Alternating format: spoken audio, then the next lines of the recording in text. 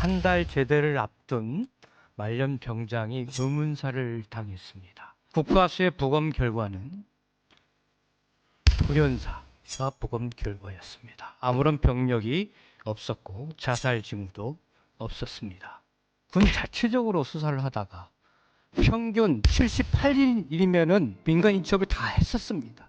근데 300일이 넘는 동안 아무런 진상 규명과 징계 조치도 하지 않고 쉬쉬 제 지역구의 아버님입니다. 부모님. 국방부 차관님, 이 사건 어떻게 하시겠습니까?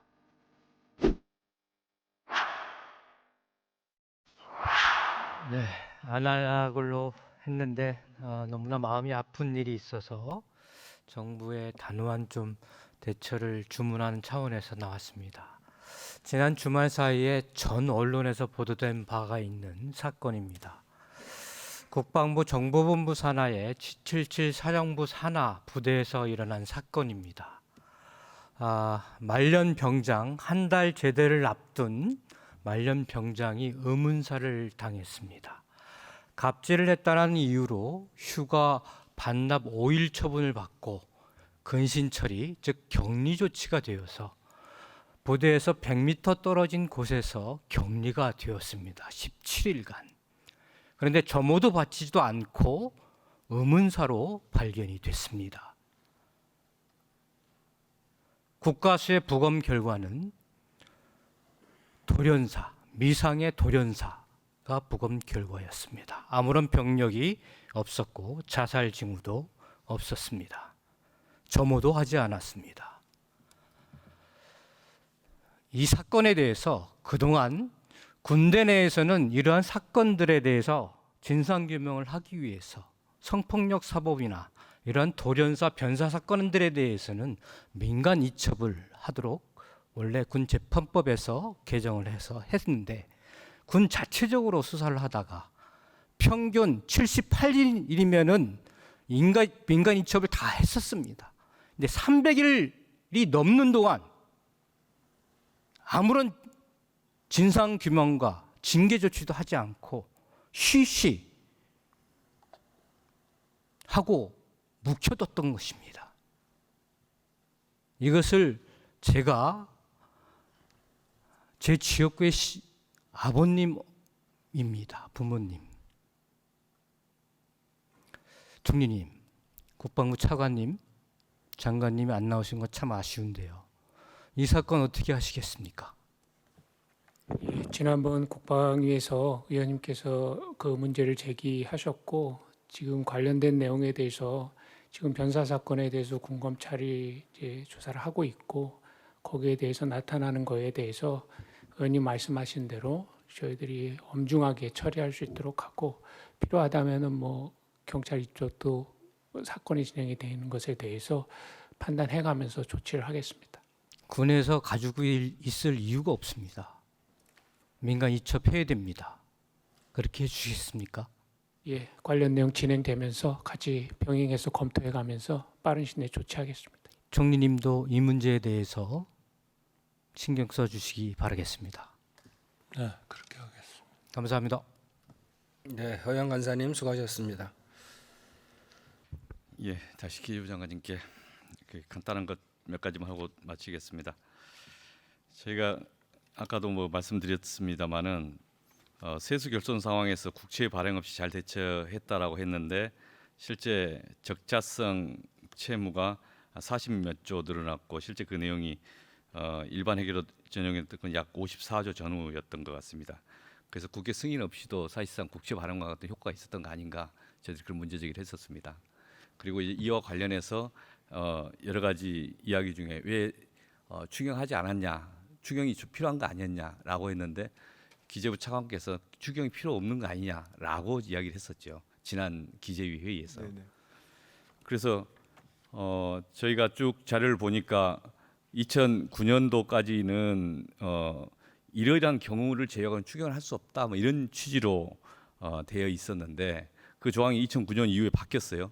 이러이러한 경우는 추경을 할 수 있다 이렇게 바뀌었고 그 이후에 여러 가지 보면 최근 20년 동안에 이 세소차 관련해서 6번 세소차가 발생했는데 그 중에 4번을 추경을 했어요.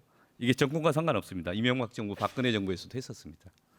그런데 유독 그 당시에 제1차관이 그런 답변을 하셨는데 추경 요건에 맞지 않다. 그렇게 이야기를 한다면은 과거에 박근혜 정부, 이명박 정부에 때 추경은 그러면 요건도 없는데 불법적으로 한 겁니까? 이렇게 되물어야 되는데 어떻게 답변하시겠습니까? 그때 답변할 때 제가 사실은 기저에 있지는 않았는데 우리 이 차관이 그때 있었죠. 같이 있으셨지 않습니까? 아니, 그러니까 제가 와서 예. 네. 조 의원님 그때 세입 경정을 하면서 추경을 했다는 건요. 세입 경정만 하기 위해서 추경을 했던 게 아니고 글로벌 금융 위기, 메르스 등등 세출 쪽에 그 추경을 해야 될 그래서 요건이 생겼기 때문에 저희가 하면서 세입 변명을 경정을 하자면 같이 한 한이 없습니다. 기재부에서 기금 돌려막기 추경할 필요가 있냐 없냐 이야기는 그 변명이 한이 없습니다. 역대급 세수 결손이었습니다. 그럼 뭔가 국회랑 대화를 해야 되지 않겠습니까? 지금 이 자리에서도 계속 말씀드리고 또 다른 내일도 또 이야기를 해야 되겠지만 50몇 조 권한 넘어가겠습니까? 우리가 마음대로 할 수 있다. 그게 그 권한이 1조를 마음대로 할 수 있는 겁니까? 5조를 마음대로 할 수 있는 겁니까? 아니면 50조는 마음대로 할 수 있는 겁니까? 100조까지 마음대로 하실 겁니까? 묻지 않을 수 없습니다. 그럴 때 어느 기준이 적절한 것인가에 대해서 서로 대화하고 그리고 조정하면 될 문제지 않습니까? 이게 사회적으로 합의하고 결단하는 내용이지 않습니까? 예산안이. 기재부가 모든 권한을 다 독식하면서 결정하는 게 아니지 않습니까? 그런데 답변이 여러 가지가 계속 형식 논리가 계속 반복됐었습니다. 네, 의원님 뭐 한 말씀 드릴까요? 제가 좀만 더 말씀드리겠습니다. 시간이 네, 말씀. 예, 좀 더 말씀드리면 저는 이번 기재부에서 이 기금 돌려막기에 대해서 많은 의원님들이 말씀했지만 5-6가지의 그 위법성에 대해서 예정처에서 지적한 게 있습니다. 그런 점이 있어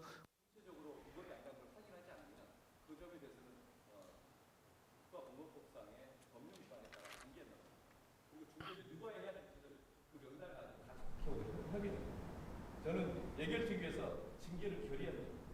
그리고 감사하는 감사처럼 해야 됩니다. 그리고 예산안에 무조건 승인한다고 보지는 않습니다. 그 과정이 왜 그렇냐 저희들이 다 잘못된 편견과 오해를 갖고 있다면 설득입니다. 자료를 제공해서 더 설득하죠. 올해 작년에 설득과 대화가 없었고 지금 와서 이것에서 문제 제기하는 입장이 다릅니다. 국가재정법은 그 유권 해석의 권한이 기재부에 있으니까 기재부 다 가서 유권 해석하면 그게 다 법입니까? 저는 그렇게 생각하지 않습니다. 저는 이 부분에 대해서는 분명히 의견이 다르고 그에 대해서 서로가 토론 속에 설득이 안 되는 예결특위에서 같이 우리 여야 의원들이 결단해야 된다. 오늘 여기까지 하겠습니다. 네, 오기영 의원님 수고하셨습니다. 위원장님 저 한 말씀만 간단히 드리겠습니다. 네, 네. 말씀하세요. 간단하게 말씀드리겠습니다. 네, 의원님께서 지적하시는 여러 가지 뭐 세수 결손의 저희 책임이나 이런 부분들에서 저는 겸허하게 수용합니다. 다만 그 세수 결손이 있는 상황에서 저희가 대응한 거는 기재부가 권한을 행사한 게 아닙니다. 기재부가 국가재정부에서 받은 저희의 책무를 저희 성실히 수행한 것이고요. 그런 과정에서 추경을 할지 안 할지는 국가재정법상 그 요건에 해석하는지 요건에 해당한지에 대한 해석의 문제인데 저희가 권한을 행사한 건 절대로 아닙니다. 그래서 더 의원님께 성실히 설명을 드리겠습니다. 네, 다음은 전남, 순천시, 광양시, 곡성군, 구례군을 지역구로 하고 계시는 존경하는 권양엽 위원님께서 질의해 주시겠습니다. 네, 주질의에 이어서 몇 가지 확인하고자 합니다. 해수부 장관님께 여쭙겠습니다. 여수 광양항 해양산업 클러스터 사업에 대해서 아시나요? 네, 알고 있습니다. 네. 그런데 예산정책처 자료를 보면은 해양산업의 집적화, 융복합화라는 당초 클러스터의 조성 목적을 달성하고 있지 못하다고 되어 있습니다. 왜 이렇게 실적이 저조한 것인지 보고 받으셨나요? 네, 그 광양 갔을 때 현장에서 소통 같이 했고요. 예, 문제 분석해 보니까 지금 스마트 자동화항만 테스트베드를 지금 거기 만들고 있습니다. 네. 그래서 전체를 이제 국산화 장비로 전환시키는 테스트베드로 쓰기 시작하면 굉장히 큰 기대 효과가 생길 것으로 보는데 거기에서 사실은 좀 문제가 있었습니다. 이게 뭐냐면 핵심 품목에 대한 게 너무 한정적으로 돼 있었습니다. 그래서 항만 물류 R&D 쪽으로만 돼 있기 때문에 기업 연구소 뭐 등등 해가지고 전남도 그다음에 우리 광양시 같이 해가지고 인센티브 플러스 그다음에 이 품목들 확대해 나가는 것까지 같이 협의해가지고 진행하고자 지금 하고 있습니다. 네, 해양수산부와 여수광양항만공사는 2022년에 광양항 해양산업 클러스터 활성화를 위한 제도 개선을 했다고 합니다. 그런데도 2024년 6월 기준으로 추가 입주는 한 건으로 여전히 저조합니다. 근본적인 문제가 있는 게 아닌가 생각되는데요. 장관님께서 방금 말씀하셨는데 예, 발전 계획들 잘 짜가지고 예. 진행 상황들 같이 공유하도록 하겠습니다. 네, 이 자리에는 기재부 장관님도 계시기 때문에 말씀을 추가로 드리겠습니다. 예산 때 다시 묻겠지만은 이런 상황에서 기재부는 여수광양항만공사의 여수 박람회장에 대한 정부 선투자금 3,568억 원의 상환 의무를 부과하고 있습니다. 광양항 해양산업 클러스터 활성화가 먼저 이루어지고 여수광양항만공사가 본연의 역할을 다해야 재정 여건도 좋아지고 정부 선투자금도 갚을 수 있지 않겠습니까?